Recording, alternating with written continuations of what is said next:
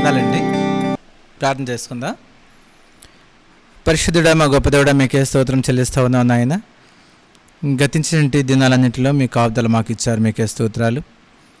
ఈరోజు జరుగుతున్నటువంటి ఆరాధన అంతటిని మీ చేతులకు అప్పగిస్తూ ఉన్నాం నాయన. ఇది క్రమంగా మర్యాదగా మీరే జరిగించి మీ గణనామనకు మీరే మహిమ గంధ ప్రభావం తెచ్చుకోమని ఆరాధనకు పాత్రుడైన యేసు నామములో స్తుతించి ప్రార్థిస్తున్నాం తండ్రి. ఆమేన్. కృపామయుడా నీలోనా, కృపామయుడా నీలోనా నివసింపజేసినందున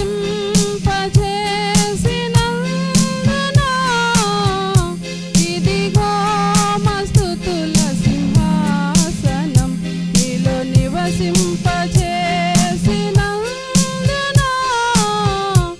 ఇదిగో మస్తుతుల సింహాసనం కృపామయుడా.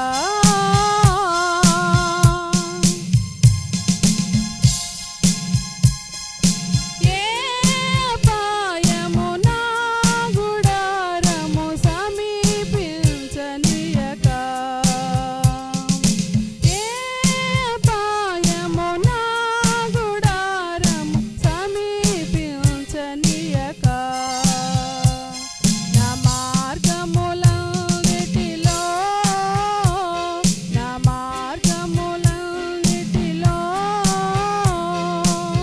నీవే ఆశ్రయమైనందున, నీవే ఆశ్రయమైనందున కృపామయుడా నీలోనా, కృపామయుడా నీలోనా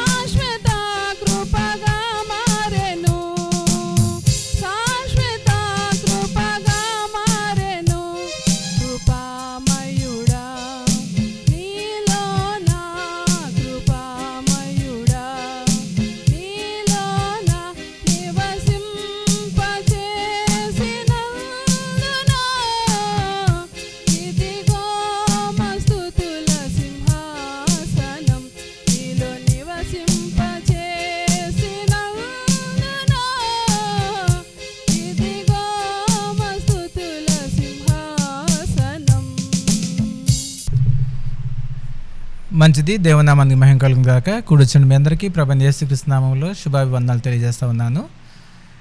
చిన్న ప్రార్థన చేసుకుందాం. పరిశుద్ధుల తండ్రి, మీకే స్తోత్రాలనైనా మరొకసారి మీ యొక్క సన్నిధానంలో చేరి ఈ విధంగా మీ యొక్క వాక్యాన్ని ధ్యానం చేసుకునే అవకాశము మాకు కలిగించారు. అందుకే మీకే స్తోత్రాలు.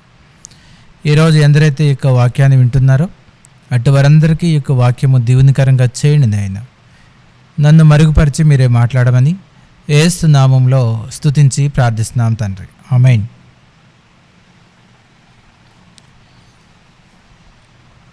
మంచిది. కుటుంబము అనేటువంటి ఒక అంశాన్ని గురించి చాలా కాలంగా చర్చలో ధ్యానం చేస్తూ ఉన్నాం.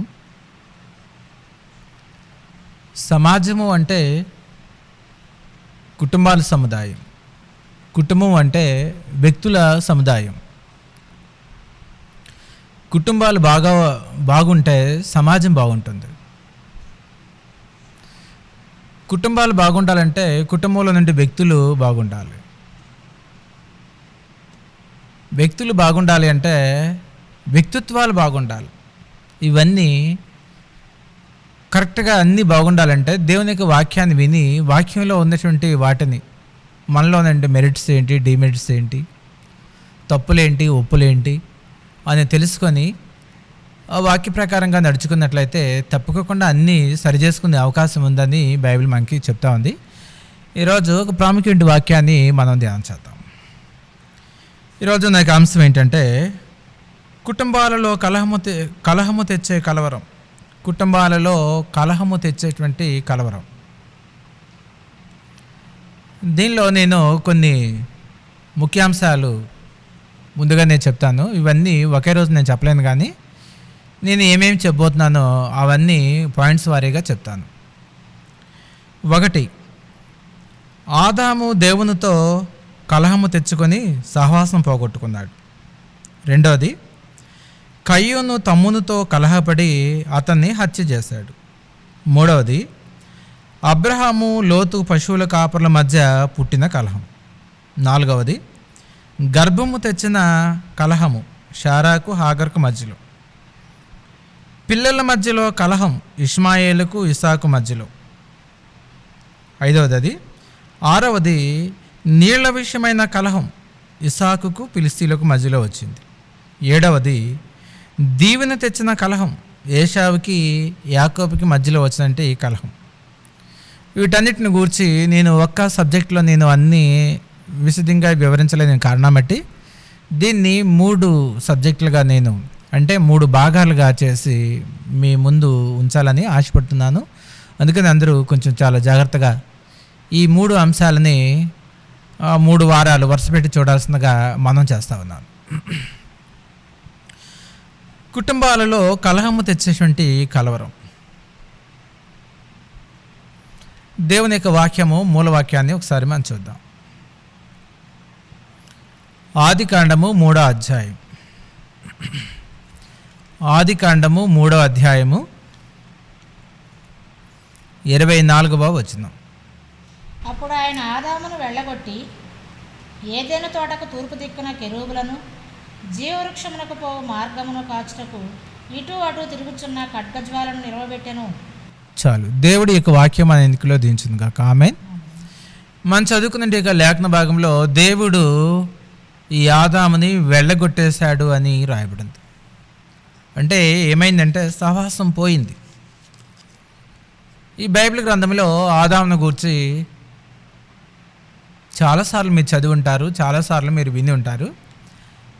అయినా ఈరోజు కొంత సమయము దేవుని యొక్క వాక్యాన్ని మనం ధ్యానం చేద్దాం. అందరూ కూడా మనసు పెట్టి ఈ వాక్యాన్ని వినండి. ఈ భూప్రపంచంలో ఎవరైనా గొప్పవాళ్ళు ఉంటే ఈరోజు చాలామంది ఉన్నారు. నెంబర్ 1, నెంబర్ 2, నెంబర్ 3 అనేసి ఇలాగా కౌంటింగు చాలామందికి ఈ లోకంలో ఉంది. వాళ్ళంతా ధనవంతులు, వీళ్ళంతా ధనవంతులు అని ఉంది. ఈ బైబిల్లో ఉన్నటువంటి ఆదాముతో పోలిస్తే ఆదాము ఎంత ధనవంతుడో ఆయనతో ఎవరు కూడా ఎప్పటికీ సాటి కారు. కారణం ఏంటంటే దేవుడు 6 దినాలలో సృష్టిని చేసి 7వ దినాన విశ్రాంతి తీసుకొని దేవుడు కలుగు చేస్తుంటే సృష్టి అంతటిని కూడా ఆదాముకే అప్పగించినట్లుగా బైబిల్ చెప్తుంది. ఆదాముకి అప్పగించడమే కాకుండా వాళ్ళని ఆశీర్వదించి మీరు ఫలించి అభివృద్ధి పొంది భూమిని నిండించండి అని తెలియజేస్తారు. ఈ భూగోళంలో ఎన్ని ఎకరాలు నికరంగా ఉన్నాయో అన్ని ఎకరాలు ఆదాంకే దేవుడిచ్చారు. అలాగే ఆ భూమి లోపల ఉన్నటువంటి ఎన్నో రకాలంటి విలువైనటువంటి ఖనిజాలు ఉన్నాయి. యోబు గ్రంథం 28వ అధ్యాయం నుంచి చదివితే దాని లోపల ఏమేమి ఉన్నాయో అక్కడ రాస్తుంది. ఇనుము కావచ్చు, వెండి కావచ్చు, రత్నాలు కావచ్చు, మణులు మాణిక్యాలు కావచ్చు, ఇంకా మరొకటి ఏమైనా సరే కావచ్చు. అవన్నీ కూడా మనకి యోబు గ్రంథం 28వ అధ్యాయంలో భూమి లోపల ఏమేమి ఉన్నాయో అన్నీ కనిపిస్తూ ఉన్నాయి. అవన్నీ కూడా ఆదాముకు సంబంధించినవే. అలాగే భూమి మీద ఉన్నటువంటి అన్ని పశువులు ఆయనవే. ఆకాశంలో ఎగిరే పక్షులన్నీ కూడా ఆయనవే. అలాగే జలాలలో ఉండేటువంటి చేపలు అవన్నీ కూడా ఆయనవే. దేవుడు చెప్పింది వీటన్నిటినీ ఏలుబడి చేయి, నిన్ను ఏలికగా ఉంచాను అని చెప్పారు.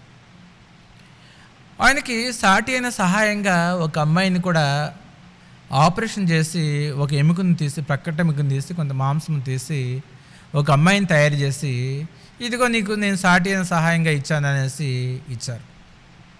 దానిని మనం కుటుంబము అని అంటాం. కుటుంబములో భర్త, భార్య, అదే కుటుంబము. ఆదాము ఏ కుటుంబానికి సంబంధించిన వాడు అనే మాటని మనం చూస్తే లూకాసు వార్తలో రాయబడి ఉంది. 3వ అధ్యాయంలో ఆఖరి వచనంలో ఏమని రాయబడి ఉంది? ఆదామును గూర్చి ఆదాము ఏ కుటుంబానికి సంబంధించిన వాడో అక్కడ ఆ మాట మనం చదవగలం. ఆఖరి వచనం చదవండి, 3వ అధ్యాయం ఆఖరి వచనం లూకాసు వార్త. ఎనోషుకు, ఎనోషు షేతుకు, షేతు ఆదాముకు, ఆదాము దేవునికి కుమారుడు. ఆదాము దేవునికి కుమారుడు అనే మాట రాయబడింది. అంటే ఆదాము ఏ కుటుంబానికి సంబంధించిన వాడు అంటే దేవుని కుటుంబానికి సంబంధించిన వాడు. ఏమంటే మీరు మానవుల కుటుంబం గురించి అని చెప్తున్నారు అనుకుంటే మళ్ళీ దేవుని కుటుంబం అంటున్నారు కదా. దేవుని కుటుంబం అంటే ఏంటి అనేసి మనం చూస్తే దానికి అడ్రస్ నేను చెప్పాను. నేను ఆదాముకి మరి కుటుంబం అనేది ఎలాగా, దానికి స్టార్టింగ్ ఏంటి అనేది మనం చూస్తే సహజంగా వస్తుంది కదా. నీ పేరేంటంటే నా పేరు ఫలానా అంటే మరి మీ నాన్నగారి పేరేంటి, నువ్వు ఎవరబ్బాయివు అని అడుగుతారు. అందుకని బైబిల్లో ఆదాముని గురించి అడ్రస్ చెప్పాల్సి వచ్చేసరికి ఎవరు అడ్రస్ చెప్పాల్సి వచ్చిందంటే వాళ్ళ డాడీ అడ్రస్ దేవుడు అని చెప్పాల్సి వచ్చింది. అందుకనే దేవుడు ఈ యొక్క మొదటి కుటుంబాన్ని ఏదేను తోటలో ఉంచారు. వాళ్ళకి సమస్త సకల సమృద్ధిని అక్కడ ఉంచారు. వాళ్ళకి ఎలాంటి బాధలు లేవు, ఎలాంటి ఇరుకులు లేవు, ఎలాంటి ఇబ్బందులు లేవు. దైవ సహవాసం అనేది ఉన్నది. ఈరోజు నేను చెప్పదలుచుకున్నది ఒక ముఖ్యమైన విషయం ఏంటంటే కలహము సహవాసాన్ని చెడగొడుతుంది, సంబంధాలని చెడగొడుతుంది, వేరుపరుస్తుంది, వేరు చేసేస్తుంది. అది ఆదాముకి దేవుడిచ్చినంటి ఆ విషయాలన్నిటిని కూడా ఆయన మీరిపోయాడు. ఎలాగ మీరిపోయాడు అనేది మనం చూస్తే మధ్యలో మరి వీళ్ళిద్దరికీ కలహం రావడానికి కారకుడు కూడా ఒక ఆయన ఉన్నారు. ఎవరైనా అపవాది. కలహాలు పెట్టేంటి వాడు మధ్యలో ఉన్నప్పుడు ఏమవుతుందంటే కలహప్రియుడు లేకపోతే అంట కలహం ఆగిపోతుంది. ప్రతి కలహం వెనుక అపవాది ఉంటాడు. ప్రతి కలహప్రియుడు వెనుక అపవాది ఉంటాడు. ఈ విషయాన్ని మనం గుర్తించాలి. అపవాది చేసేది ఏంటి అంటే ఆ సహవాసాన్ని చెడగొట్టడానికి వాళ్ళిద్దరి మధ్యలో ఉన్నటువంటి మనసులను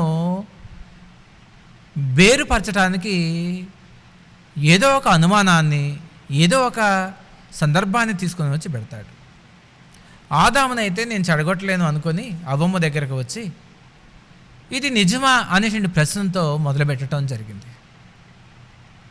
ఆ ప్రశ్న ఎంతవరకు తీసుకుని వెళ్ళింది అంటే దేవుడు చెప్పిందే నిజం కాదేమో, ఇదిగో ఈ సర్పం చెప్పిందే నిజమేమో అని అవ్వమ్మ దేవుడు వద్దు అన్నటువంటి నిషేధ ఫలాన్ని తను తీసుకోవటం తిని తమ జరిగింది. తర్వాత దేవుడు రావటం జరిగింది. బైబిల్లో 3వ అధ్యాయంలో మనం చూస్తే 8వ వచనంలో చల్లపూటను ఆదామును అతని భార్యయు తోటలో సంచరించుచున్న దేవుడైన యెహోవా స్వరమును విని అనే మాట రాయబడింది.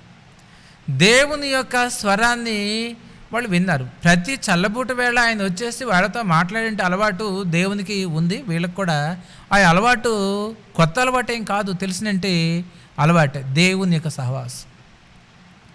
అబ్బా, ఆదాము ఎంత గొప్ప సహవాసం. ఈ రోజున ఆదాము గురించి చాలామంది ఆయన పాపం తెచ్చాడు, పాపం తెచ్చింది, అలా ఇలా అని చెప్తారు. ఓకే, కానీ వాళ్ళకు ఉందంటే అనుభవం చాలా గొప్ప అనుభవం. దేవునితో వాళ్ళు కలిగి ఉందంటే ఆ గొప్ప సంబంధము అది మామూలుది కాదు. అది దేవునితో ప్రత్యక్ష సహవాసం చేసినంటే అనుభవం ఇక్కడ మనకి కనిపిస్తూ ఉంది. పాపం ఎప్పుడు కూడా దేవుణ్ణి మరుగుపరుస్తుంది, దేవునికి దూరంగా వెళ్ళిపోయేలాగా చేస్తూ ఉంటుంది. పాపం లేనప్పుడు ఎదుటకు వచ్చి సహవాసం చేస్తారు. నేను ఇలా అనుకుంటాను, దేవుడు చేసినటువంటి ప్రతి దాన్ని చూసి వాళ్ళు ఎంత ప్రశంస చెప్పుంటారో.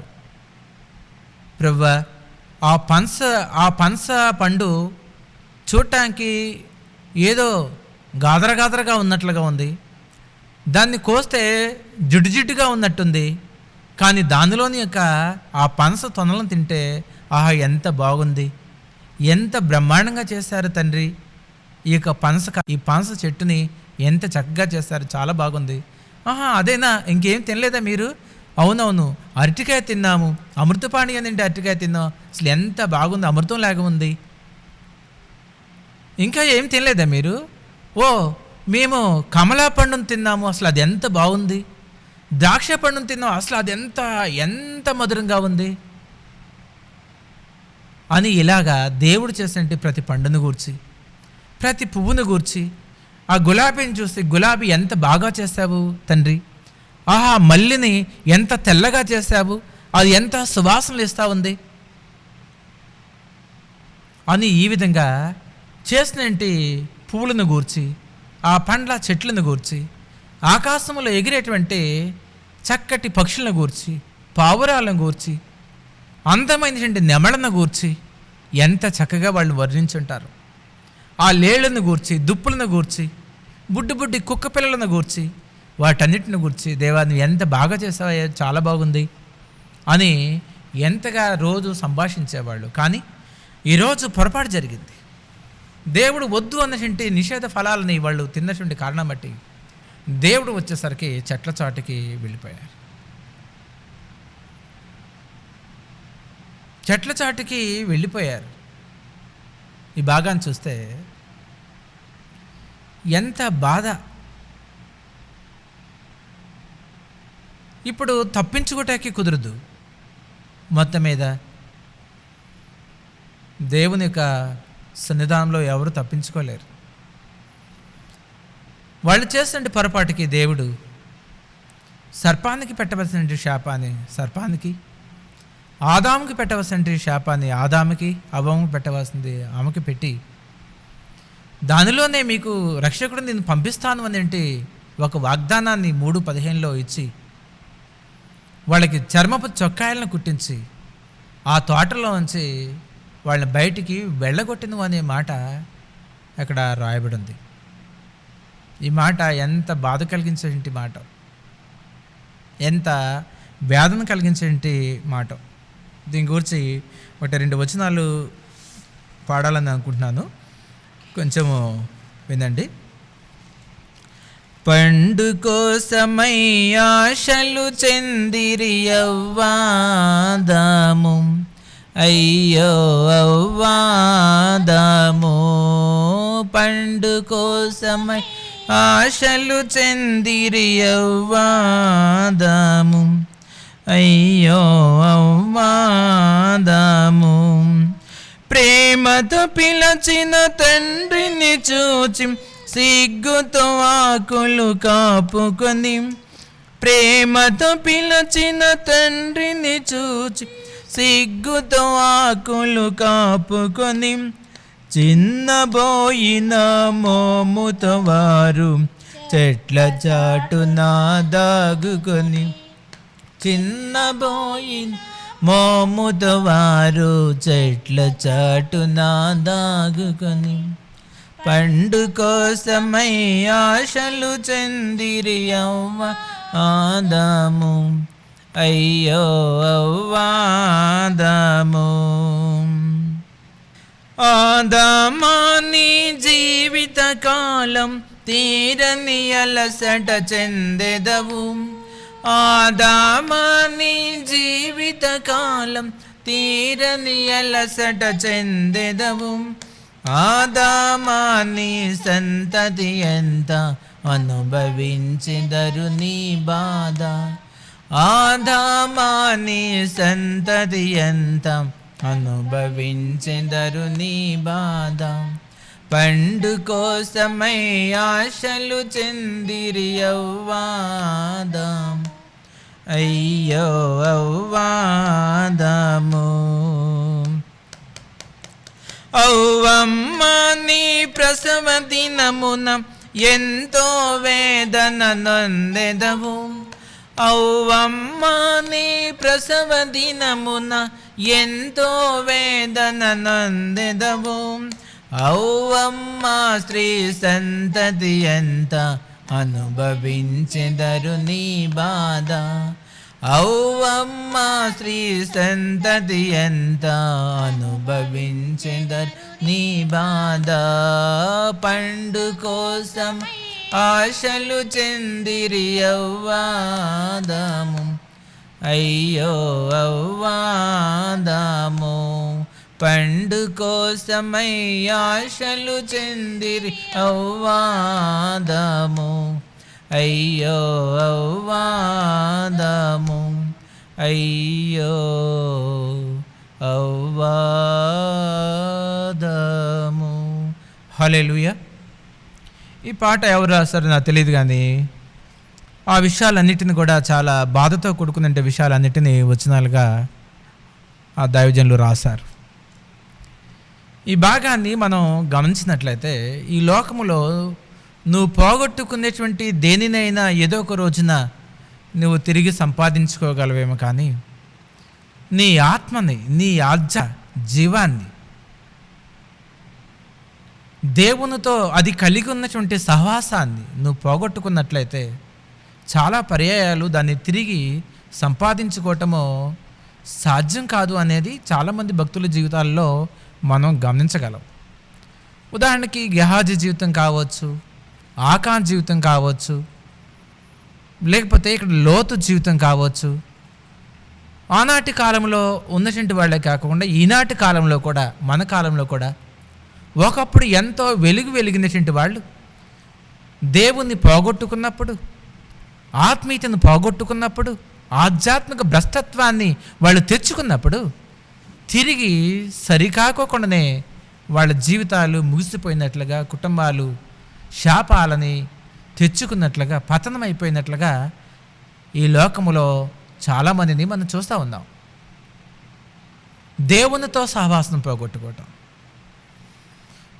ఆదాము చేసినటువంటి ఈ యొక్క పొరపాటుకి మూల్యం ఏంటి అంటే, తోటలో నుంచి బయటికి పోయిన దానికంటే దేవునితో ఉన్న సంబంధము తెగిపోయినటువంటి రోజు.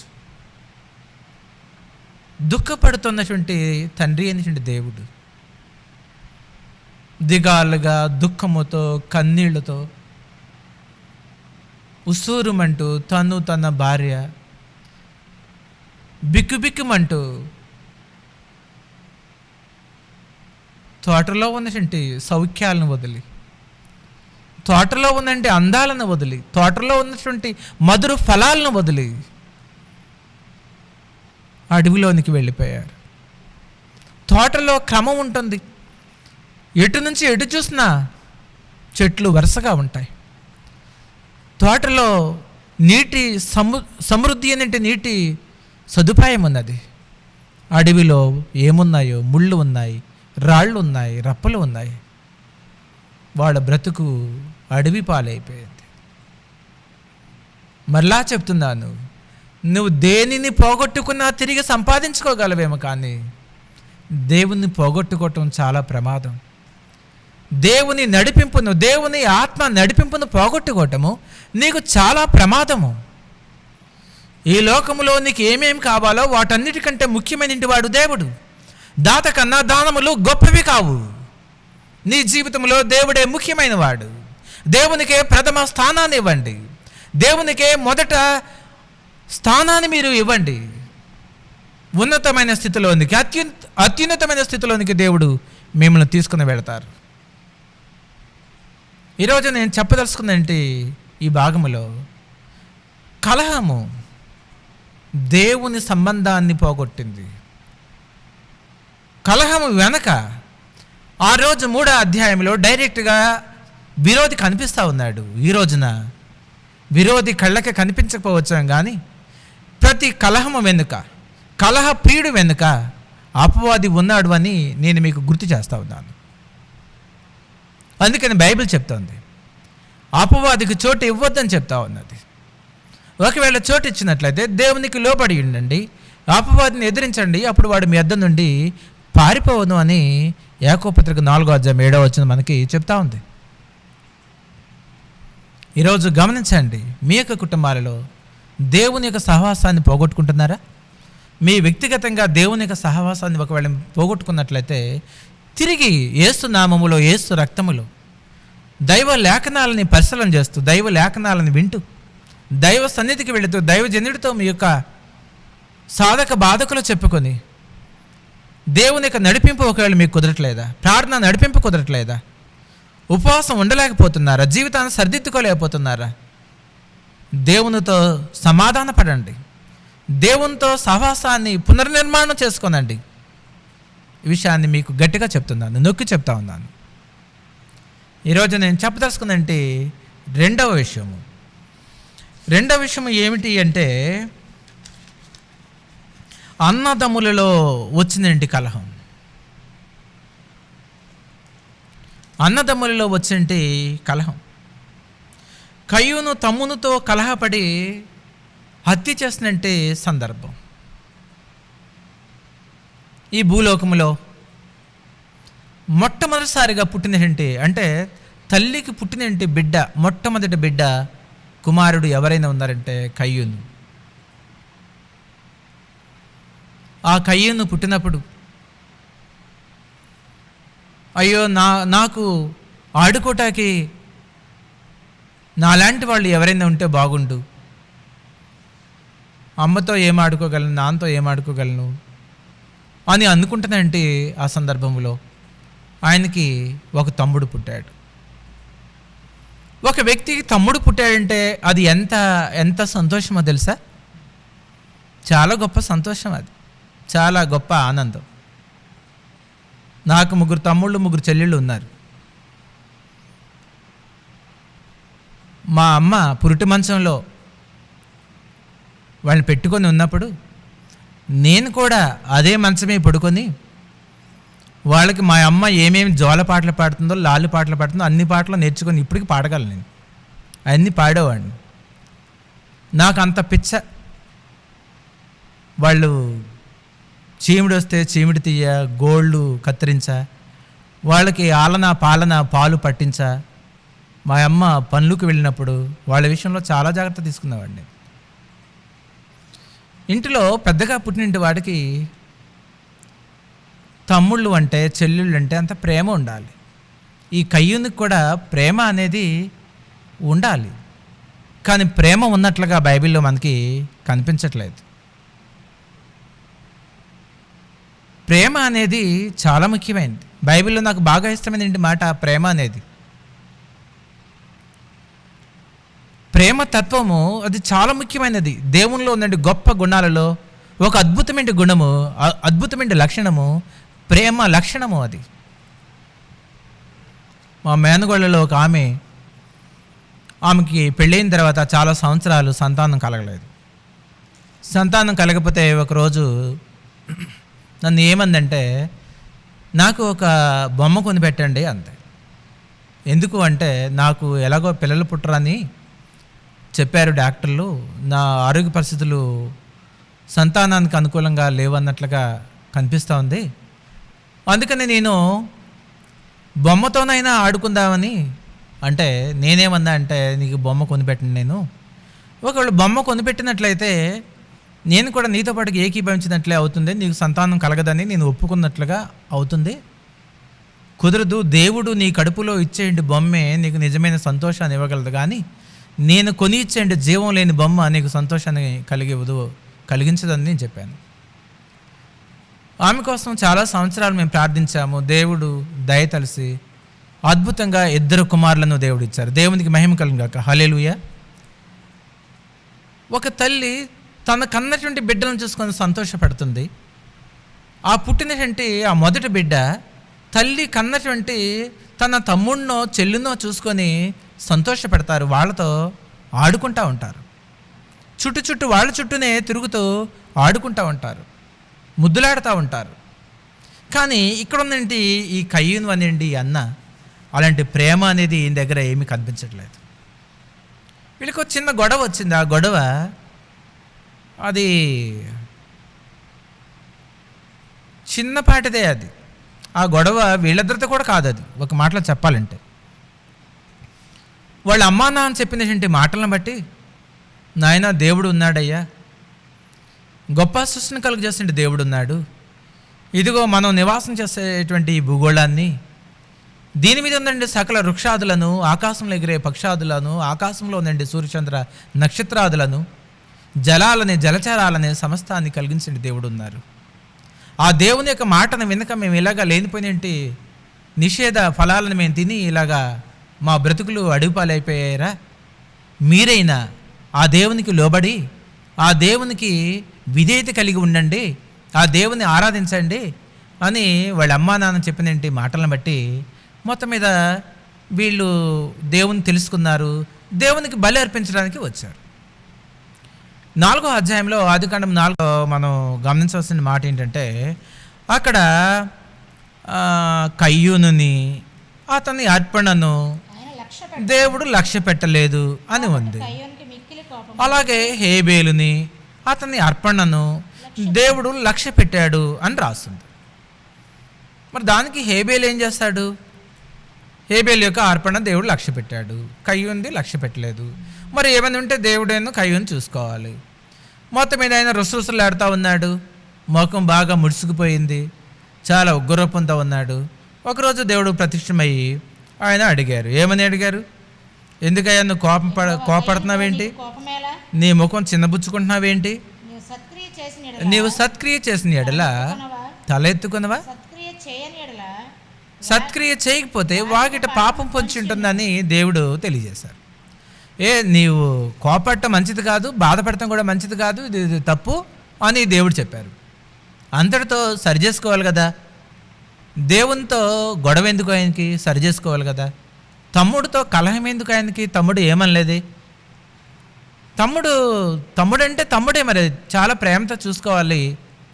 తమ్ముడి మీద చాలా ప్రేమ ఉండాలండి. నాకు తమ్ముళ్ళు ఉన్నారని చెప్పాను కదా నేను. నా తర్వాత తమ్ముడు, నేను ఎక్కడికి వెళితే వాడు అక్కడే ఉండేవాడు. మా నాయనమ్మ వాడి పేరు మీద నన్ను బాగా తిట్టేది. వర్షం వస్తే వాగులో కట్టలేస్తాకి వెళితే ఆమె ఏం తిట్టిందో కూడా గుర్తుంది నాకు. నేను చెప్తే బాగోదని చెప్పట్లేదు నేను. వద్దురా బాబు అంటే వాడే నాయంట వచ్చేవాడు, వాగులో కొట్టుకుపోతారా మీరని మా నాయనమ్మ. వాడిని బట్టి నన్ను ఎన్ని తిట్లు తిట్టేదో మా నాయనమ్మ. ఒకరోజు మేము స్కూల్కి వెళ్ళాం. స్కూల్కి వెళితే అక్కడ ఇప్పటికీ ఆ టెలిఫోన్ స్తంభం ఉందనుకుంటాను ఆ స్కూల్ ఎదుర. మేమంతా కూడా చాలామంది అక్కడ, అప్పుడు మేము 4th క్లాస్ 5th క్లాస్ చదువుతున్నాము. చిన్న చిన్న రాళ్ళు తీసుకొని ఆ రాళ్ళు టెలిఫోన్ స్తంభానికి వేసి కొడుతున్నాం. కొన్ని తగలలేదు, కొన్ని ఏమో తగిలితే ఆహా నేను వేసిన రాయి తగిలింది అని అలా సంతోషపెడతా ఉన్నాం. ఆ రోజు ఏం జరిగిందంటే అందరూ వేస్తూ ఉన్నారు. అలాగే వేసేటప్పుడు మా తోటి క్లాస్మేట్ బాలస్వామి అనేంటి ఒక ఆయన ఆ రాయి వేసినప్పుడు అది రిటర్న్ వచ్చి మా తమ్ముడికి కంటి మీద తగలాల్సింది జస్ట్ ఈ పైన తగిలింది, ఈ కనుబొమ్మ దగ్గర తగిలింది. తగిలేసరికి అది మామూలు తగలలేదు, చాలా పెద్ద శబ్దం వచ్చింది. అక్కడ తగలటం ఏంటి, వెంటనే చర్మం అంతా కూడా పగిలిపోయింది. పగిలిపోయి రక్తము కారటము మొదలుపెట్టింది. సహజంగా మా తమ్ముడికి చిన్నప్పటి నుంచి వాడు చిన్నదానికి పెద్దదానికి పెద్దగా ఏడవటం వాడికి అలవాటు. వాడు ఎప్పుడైతే ఏడవటం మొదలుపెట్టాడో నా తమ్ముడికి ఏదో అయిపోయిందనేసి నేను కూడా వెళ్ళి వాడికి తగిలినట్టు దెబ్బను చూసి కారుచున్నట్టు రక్తాన్ని చూసి నేను కూడా ఏడవటం మొదలుపెట్టాను. ఎందుకంటే వాడు నా తమ్ముడు కాబట్టి. ఆ కారుచున్నట్టు రక్తాన్ని అట్లాగే నేను అదిం పట్టుకొని వాడిని ఇంటికి నడిపించుకొని వస్తూ ఉంటే మీ ఇద్దరం అన్నదమ్ములు బోర్ని ఏడ్చుకుంటా ఇంటికి వెళ్తూ ఉంటే వైట్ షర్ట్లు వేసుకున్నాం. ఆ రోజు మా వైట్ షర్ట్లు అంతా కూడా రక్తము కారుతూ ఉంది. రక్తము బొట్లు బొట్లుగా ధారాపాతం కింద పడతా ఉంది. That is love.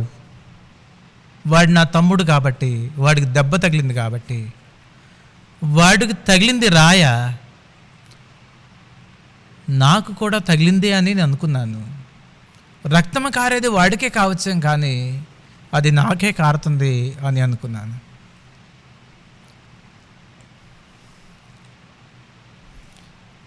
ఆ రోజే కాదు, ఈ రోజు కూడా మా మధ్యలో అంతే ప్రేమ ఉంది. నిరంతరము నా యొక్క తమ్ముళ్ళ కోసము, నా చెల్లెళ్ళ కోసము నేను పెద్దవాడిని కాబట్టి వాళ్ళు క్షేమంగా ఉండాలని ఎప్పుడూ ప్రార్థిస్తూ ఉన్నాను. వాళ్ళ కుటుంబాలకి ఎప్పుడు నా దీవెని చెప్తూ ఉన్నాను. వాళ్ళ కుటుంబాలు క్షేమంగా, ఆయుష్తో, ఆరోగ్యంతో, అందంగా, ఆనందంగా అభివృద్ధి పొందుతూ ఉండాలని ఇప్పటికీ నేను ప్రార్థిస్తూనే ఉంటాను. అది ఒక అన్నయ్యకి ఉండవలసిన ప్రేమ. నాకు ఉన్నది 3 తమ్ముళ్ళు, 3 చెల్లెళ్ళు. కానీ ఈయనకున్నది ఆనాటి కాలంలో ఈ సందర్భం, నేను చదివేటువంటి ఈ సందర్భంలో కయ్యూనుకున్నది ఒకే ఒక తమ్ముడే. ఆ ఒక్క తమ్ముడు చేసిన తప్పు కూడా ఏమీ లేదే, ఏమి దూషించలేదే, ఈయన ఆస్తిని ఆయన ఏమి తీసుకోలేదే, ఈయనకు వచ్చేటి వాటాని ఆయన ఏమి దొంగిలించలేదే. కానీ తమ్ముడిని చంపేశాడనండి మాట. ఎంత ఘోరమండి మాట. తమ్ముడిని చంపేశాడు. ఈరోజు నా సమస్యలన్నీ ఎక్కడ ఉన్నాయి? ఇళ్లల్లోనే ఉంటున్నాయి. అన్నదమ్ముల మధ్యలో కఠోరమేంటి సమస్యలు, కక్షలు, కార్పణ్యాలు. తమ్ముడిని తమ్ముడు అని పిలవనేటండి అన్న, చెల్లిని చెల్లె అని పిలవనేంటి అక్క. అన్నదమ్ముల మధ్యలో ఎందుకు ఇక కక్షలు, కార్పణ్యాలు? నీ అన్నయ్యని రోడ్డు మీద కొనుక్కోలేవు నువ్వు. తమ్ముడిని రోడ్డు మీద కొనుక్కుంటే దొరికేవాడు కాదు. మార్కెట్లో ఏమైనా కొనగలవు కానీ నీ యొక్క తోబుట్టులను కొనలేవు. నీ అమ్మని, నీ నాన్నని నువ్వు కొనుక్కోలేవు. కాబట్టి బంధాలని, అనుబంధాలని, రక్త సంబంధాలని, వాటి విలువలని గుర్తించండి. కలహాలని ఆపండి, పగలను ఆపండి. పగ బాధిస్తుంది, ప్రేమ బ్రతికిస్తుంది. యేసు నామాన్ని తెలుసుకున్నాడు నీవు, యేసు రక్తంలో కడగబడింది నీవు, బైబిల్ చదివండి నీవు, కలహాల నుంచి విడుదల పొందండి అని ఒక దైవజనుడిగా నేను మీకు తెలియజేస్తా ఉన్నాను. మా నాన్నగారికి ఒక ప్రియమైన తమ్ముడు, ఆయనకు ఒకే ఒక తమ్ముడు ఉన్నాడు. మా చిన్నాన్న మన ఈ మధ్య చెప్పాడు, చిన్నప్పటి నుంచి ఇప్పటి వరకు మేము ఎప్పుడు గొడవ పడలేదు నాన్న అని చెప్పాడు ఆయన. నేనంటే నాన్నకి ఎంతో ప్రేమరా అని చెప్పాడు ఆయన. ఆయన గురించి మా నాన్న చెప్పిన మాట, వాళ్ళిద్దరి మధ్యలో వయసు ఇంచుమించుగా 7-8 సంవత్సరాలు వ్యత్యాసం ఉన్నది. ఒకవేళ అంతకంటే ఎక్కువ కూడా ఉందేమో. మా నాన్న చెప్పింది, మా తమ్ముడికి చేతికి ఏదో జట్టలు వేసినప్పుడు మేము నడుస్తూ వెళ్ళినప్పుడు వాడు ఎదురుగా వచ్చి ఇలాగ అనేవాడు, అన్నయ్య నేను మీ తమ్ముడు కాదా అంటే అని అడ్డం తిరిగి చేతులు ఇచ్చేవాడు. అప్పుడు నేను ఎత్తుకొని భుజాల మీద ఎక్కించుకునేవాడిని. ఒక కాలు అటు, ఒక కాలు ఇటేసి నా జుట్టు పట్టుకొని, ఒక చేతితో జుట్టు పట్టుకొని ఒక చెయ్యి ఆలాడేసేవాడు. ఆ ఆలాడేసిన చెయ్యి తన చేతికి మరి అదేదో గాయం ఉందని చెప్పాను కదా, జట్ట ఏదో ఉందని చెప్పాను కదా, అది వాసన వస్తూ ఉండేదంట. అది ముక్కు దగ్గరికి వచ్చేదంట. కాసేపు ఈయన మోసి రే నడవరా అని దించేస్తే మళ్ళీ 4 అంగలేసి మళ్ళా ఎదురుగా వచ్చి చేతులు ఇలా పెట్టి అన్నయ్య నేను మీ తమ్ముడు కాదా అని చేతులు ఇచ్చేవాడంట. మళ్ళీ ఎత్తుకున్నాడు అంట. ఈ విషయాన్ని నేను ఎందుకు చెప్తున్నానంటే, ఇది మా నాన్నగారు నాకు చెప్పిన విషయం వాళ్ళ అన్నదమ్ముల మధ్యలో. మా చిన్నాన్నగారు కూడా నాకు చెప్పిన విషయము, మా అన్నదమ్ముల మధ్యలో ఇంతవరకు మేము ఎప్పుడు గొడవ పడలేదు, ఎప్పుడు పోట్లాడుకోలేదు అనే మాటని ఆయన తెలియజేశారు. అన్నదమ్ములు యొక్క రియాలిటీ లవ్ ఈ రోజుకి. అందుకనే వాళ్ళు ఇచ్చే సందేశం ఏంటంటే అన్నదమ్ములు అంటే ఇట్లా ఉండాలి అని. కొన్నిసార్లు చిన్న చిన్న మనస్మర్థలు కొన్నిసార్లు వస్తాయి, సహజంగానే వస్తాయి, మనుషులం కాబట్టి కొన్నిసార్లు వస్తాయి. వచ్చిన పరిస్థితులు ఎప్పటికప్పుడు ఏమేమో మారుతూ ఉంటాయి కాబట్టి అలాంటి పరిస్థితుల్లో సరిదిద్దుకొని కలిసి సంతోషంగా కొనసాగటమే అదే గొప్ప లక్ష్యం, అదే గొప్ప లక్షణం. కయ్యూను దగ్గరికి మనం తిరిగి వద్దాం. కయ్యూను తన తమ్ముడిని చంపేశాడు. చంపేస్తే పోలీస్ డిపార్ట్మెంట్ మరి అప్పుడు లేదుగా, దేవుడే పోలీస్ డిపార్ట్మెంట్. ఆయన దిగొచ్చేస్తే అడిగారు, అబ్బాయి మీ తమ్ముడు ఎక్కడున్నాడు అంటే, అమ్మో దేవుడు దిగొచ్చాడు, దేవుడికి నేను నిజం చెప్తే బాగుంటుంది, అయ్యో నాకేదో కోపం వచ్చేసి చంపేశానయ్యా, అయ్యో నా తమ్ముడి విషయంలో నాకు చాలా బాధగా ఉంది, వాడు విలవిల్లాడుతూ చచ్చిపోయాడు, రక్తం కక్కుని చచ్చిపోయాడు, అయ్యో తప్పు అయిపోయిందయ్యా, నేనే చంపేశానయ్యా, ఎట్టగట్టగా నా తమ్ముడు బ్రతికించాయా, తప్పు అయిపోయిందయ్యా, క్షమించండి అయ్యా అని ఏమైనా ప్రాధేయపెడితే ఎంత బాగుండేదో. కానీ నాకేం తెలుసు, ఏమైనా కాపలా పెట్టావా ఏంటి మా తమ్ముడికి, నేనేం కాపలా వాడినా అని ఆయన చాలా రెటమతంగా జవాబు చెప్పారు. దేవుడు చెప్పారు, తమ్ముడే ఎక్కడ అని అంటే తెలియదు అనుకుంటున్నారా? దేవుడు తెలియక అడగటం కాదు, అది ఏం చెప్తాడని అడుగుతున్నాడు. నీ తమ్ముని యొక్క రక్తము నేల నుండి నాకు మొరపెడుతుంది, నువ్వు దేశదిమ్మరవు అయిపోతావు అని దేవుడు ఆయన్ని శపించినట్లుగా బైబిల్ మనకి చెప్తా ఉంది. ఈ 4:14 మనం చూస్తే, నేడు ఈ ప్రదేశం నుంచి నన్ను వెళ్ళగొట్టితివి. చూడండి, ఈ భాగాన్ని చూస్తే కయ్యూను కూడా వెళ్ళగొట్టబడ్డాడు అనే మాట రాయబడింది. ఈ భాగంలో 2 విషయాలు నేను చెప్పదలుచుకున్నాను. దేవునితో కూడా కలహం వచ్చింది ఈయనకి, ఇప్పుడు తమ్మునితో కలహం వచ్చింది. సొంత తమ్ముడిని చంపేస్తే వాళ్ళ అమ్మా నాన్న చంపేవారు లేకరా అని అంటారా? వాళ్ళతో కూడా కలహం అనేది వచ్చింది. మన కోపాలు, మన ద్వేషాలు, మన కక్షలు, కార్పణ్యాలు, ఈ కలహాలు ఏం చేస్తాయి? చివరికి విడిపోయేలాగా చేస్తాయి, చంపుకునేలాగా చేస్తాయి, ఒకళ్ళు హత్య చేసుకునేలాగా చేస్తాయి. కాబట్టి ఈరోజు దేవుని యొక్క వాక్యం ఏంటంటే మీ అందరికీ ప్రభువైన యేసుక్రీస్తు నామంలో నేను చెప్పిన మాట ఏంటంటే, యేసుక్రీస్తులో ప్రేమ ఉన్నది. యేసుక్రీస్తులో నుండి ప్రేమతత్వాన్ని మనం తీసుకుంటే, అదే ప్రేమతత్వాన్ని మనం తీసుకున్నట్లయితే అమ్మా నాన్నలు ప్రేమతో ఉండగలరు, భార్యాభర్తలు ప్రేమతో ఉండవచ్చు. అన్నదమ్ముల మధ్య యొక్క ప్రేమతత్వం అనేది మన సంబంధాలని మరింత బలోపేతం చేస్తూ ఉంది. అక్కా చెల్లెల మధ్యలో, స్నేహితుల మధ్యలో, సమాజం మధ్యలో ఈ యేసయ్య ఇచ్చేంటి ప్రేమతత్వాన్ని నేను తీసుకున్నట్లయితే అది నా వ్యక్తిగత జీవితాల్లో గొప్ప అద్భుతాలు, ఆశ్చర్యాలు చేస్తుంది. కాబట్టి యేసుక్రీస్తు నామములో, యేసుక్రీస్తు యొక్క రక్తములో కడగబడినంటే మీ అందరికి కూడా మరొకసారి నేను చెప్పేది, ఏమైనా చిన్న చిన్న సమస్యలు ఉన్నట్లయితే, కక్షల కార్పణ్యాలు ఉన్నట్లయితే సరిదిద్దుకుందాం, దేవుని నామం పేరట సరి చేసుకుందాం. దేవుని సహవాసాన్ని పోగొట్టుకోమాకండి, దేవుని యొక్క సహవాసాన్ని పోగొట్టుకోమాకండి. అలాగే మనుషుల యొక్క సహవాసాన్ని కూడా మీరు పోగొట్టుకోమాకండి. ఒకవేళ పోతే దానికి పరిష్కారం ఉంది. పరిష్కారం ఏంటంటే సరిదిద్దుకునేంటి మనసు, క్షమాపణ కోరుకునేంటి మనసు నీకు ఉంటే తప్పకోకుండా సరి అవుతుంది. పైకి కాదు సుమా, పై కాదు, సారీ అన్నాగా అంటే నీ సారీ నోట్లోంచి వచ్చిందో హృదయంలోంచి వచ్చిందో అది కూడా తెలుస్తుంది అన్నమాట. ఈరోజు యొక్క వర్తమానం యొక్క ముఖ్య ఉద్దేశము ఏమైనది అంటే, దేవునితో సహవాసం పోగొట్టుకుంటే తిరిగి సహవాసాన్ని మీరు సంపాదించండి. తిరిగి బైబిల్ చదవటం ప్రారంభించండి. తిరిగి ప్రార్థన చేయటం ప్రారంభించండి. మీరు తిరిగి కుటుంబ ప్రార్థన ఆరంభించండి. సంఘ సంబంధాలు ఒకవేళ తెంపేసుకున్నారా? సంఘ సహవాసాన్ని ఒకవేళ దూరం చేసుకున్నారా? దైవజనుడితో సమాధానం లేకోకుండా ఉన్నారా? ఆధ్యాత్మిక జీవితంలో కొనసాగేటువంటి మీ యొక్క సీనియర్ ఆధ్యాత్మిక స్నేహితులను పోగొట్టుకున్నారా? ఒకవేళ మీరు అలాగ పోగొట్టుకున్నట్లయితే తిరిగి వాళ్ళతో సమాధాన పడండి. యేసు నామంలో, యేసు రక్తంలో సమాధాన పడండి. పశ్చాత్తాపానికి మించిన ప్రాయచిత్తము లేదు.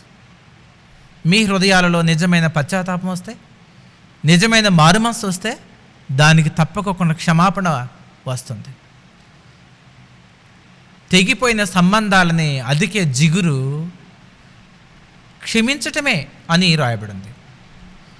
క్షమించవచ్చుగా అని కొంతమంది అనవచ్చు. క్షమాపణ అడగండి, హృదయపూర్వకంగా అడగండి, పొరపాట్లను సరిచేసుకుందండి, తప్పకుండా క్షమాపణ లభ్యమవుతుంది. కాబట్టి దేవునితో సమాధాన పడదాం, మనుషులతో సమాధాన పడదాం, కలహాల నుంచి విడుదల పొందుదాం. దేవుడి యొక్క వాక్యం మన ఎన్నికలో దీవించును గాక. ఆమేన్. ప్రార్థన చేసుకుందాం. స్తోత్రమునైనా మహాపరిశుద్ధ ప్రేమ గల తండ్రి, కృప కలిగిన దేవా, ఈ పరిశుద్ధ పాదాలు పొందనాలయ్యా. స్తుతులు స్తోత్రములు చెల్లించుకుంటున్నాను ప్రభా. ఇదిగోనైనా ఈ పరిశుద్ధ దినమందు ప్రభా నీ పాద సన్నిధికి వచ్చి నిన్ను స్తుతించడానికి, కొనియాడడానికి, నిన్ను ఆరాధించడానికి మాకు ఇచ్చినటువంటి అవకాశాన్ని బట్టి స్తోత్రములయ్యా, వందనాలు తండ్రి. ఇదిలో ఈ ప్రోగ్రాం ద్వారా ఇంతవరకు మీరు మాతో మాట్లాడిన ప్రేమ బట్టి మీకు స్తోత్రములు. ఈ సేవకుని ద్వారా మాకు మంచి సందేశం ఇచ్చిన ప్రేమ బట్టి మీకు స్తోత్రములయ్యా. కలహారము వీటిగొట్టిన పుట్టు ఊటని మీ లేఖనంలో నుంచి అనేక విషయాలు తెలియచేశారు. అలనాడు ఆది దంపతులైన ఆదాము వాళ్ళ యొక్క జీవితంలో వాళ్ళు మీకు వ్యతిరేకంగా ప్రభా పండును తిని అయ్యా పాపం చేసినప్పుడు నాయన వాళ్ళు ఏదైనా తోట నుంచి అయ్యా తొలివేయబడ్డారు. అయా తర్వాత వారికి పుట్టినటువంటి సంతానం, ప్రథమ సంతానం కయ్యూను, అయా వారి యొక్క ప్రభా జీవితాల్లో చూస్తే నాయన అయా వారి యొక్క అర్పణను బట్టి తండ్రి నాయన అయా మరి కయ్యూని అర్పణను నాయన మీరు లక్ష్య పెట్టలేదు. హేబేలు అర్పణ మీరు లక్ష్య పెట్టారు. తద్వారా హేబేలు కయ్యూని కోపము హేబేలు మీద రగులుకొనినప్పుడు నాయన కయ్యూను హేబేలు చంపడం జరిగింది నాయన. ఆ రీతిగా మరి కయ్యూను శాపానికి అయా గురయ్యాడు ప్రభా. నేటి కుటుంబాల్లో కూడా అయా ఎన్నో కలహాలు నాయన అయా ఉంటూ ఉన్నాయి తండ్రి నాయన. అయా కలహాలు అనేవి అయా తల్లిదండ్రుల మధ్య, అయా మరి అయా అన్నదమ్ముల మధ్య, అక్కచెల్లెల మధ్య, భార్యాభర్తల మధ్య ప్రేమలు ఆప్యాయతలు లేకుండా చేస్తున్నాయి తండ్రి. అయా మరి మీతో సహవాసం కలిగి మీ వాక్యాన్ని విని మీ వాక్యాన్ని అంగీకరించినప్పుడు నాయన అయా ప్రభా కలహాలనేవి దూరం అవుతాయి. కాబట్టి విన్న వాక్యం ద్వారా ప్రతి ఒక్కరు కూడా నాయన వారి జీవితాలను సరిచేసుకొని కలహాలను విడిచిపెట్టి మిమ్మల్ని వెంబడించే కృపను దయచేయమని, ఇన్న వాక్యం ప్రతి హృదయంలో భద్రపరచమని యేసయ్య పరిశుద్ధ నామములో ప్రార్థించి వేడుకుంటున్నాను తండ్రి. ఆమేన్. తండ్రి అయిన దేవుని యొక్క దీవెన, కుమారుడైన యేసుక్రీస్తు యొక్క కృప, పరిశుద్ధాత్మ సహవాసం ప్రతి ఒక్కరికి దేవునితో సహవాసము, మనుషులతో సహవాసము కలిగి ఉండే మనసు దయచేయును గాక. ఆమేన్. మీ అందరికీ వందనాలండి. యేసన్న స్వరమన్నా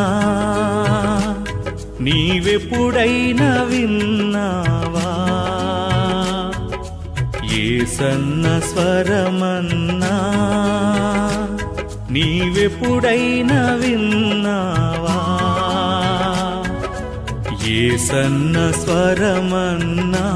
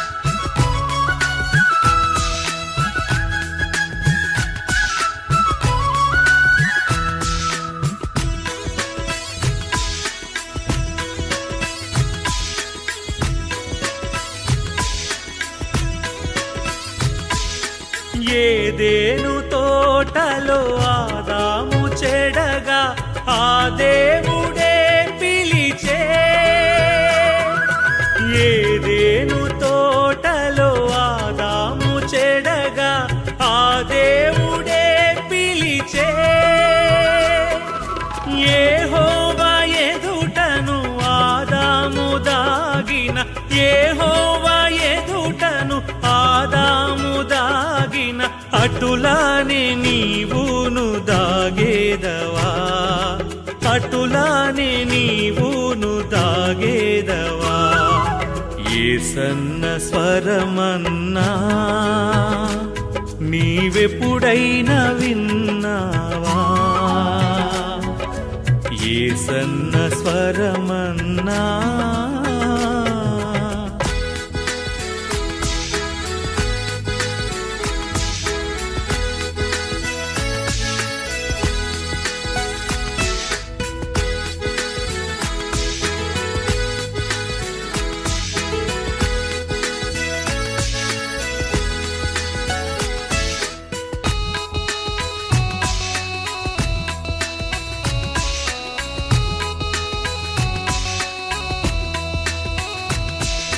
జనమూల శబ్దము జలమూల శబ్దము బలమైన ఉరుములతో,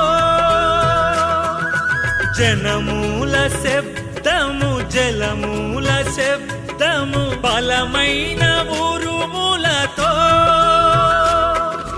కలిసిన స్వరము పిలిచిన యేసు, కలిసిన స్వరము పిలిచిన యేసు, పిలిచిన పిలుపును నీ వింటివా, పిలిచిన పిలుపును నీ వింటివా.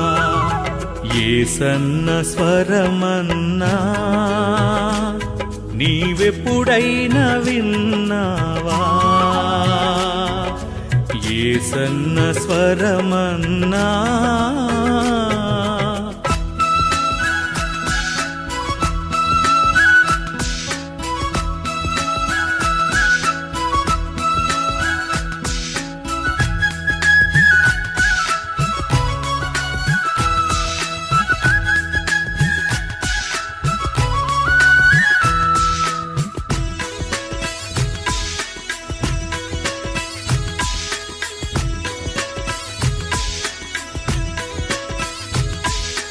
ఆనాడు దేవుడు మోషేను పిలువగా ఆలాకించెను స్వరము, ఆనాడు దేవుడు మోషేను పిలువగా ఆలాకించెను స్వరము. ఈనాడు నీవును ఈ స్వరము వినగా, ఈనాడు నీవును ఈ స్వరము వినగా, కానాను చేరగ కదిలిరావా, కానాను చేరగ కదిలిరావా. యేసన్న స్వరమన్నా నీవెప్పుడైనా విన్నావా? యేసన్న స్వరమన్నా